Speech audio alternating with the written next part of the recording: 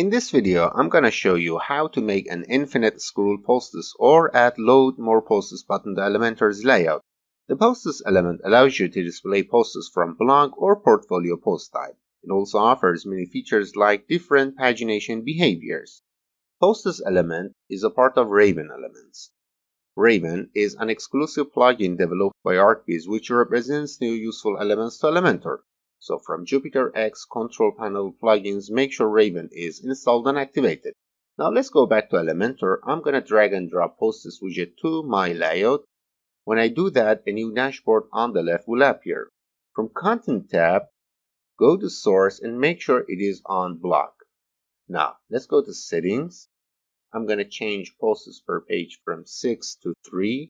So I'm going to have 3 posts in my layout. That's it.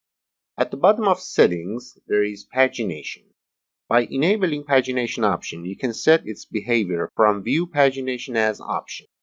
If I click here, there are 3 options. You can show the extra posts on the next pages by choosing Page-Based mode. In order to display the other posts by clicking on Load More button, choose this option. And this is the Load More button. And also, you can enable the infinite scroll feature for the posts by choosing Infinite Load.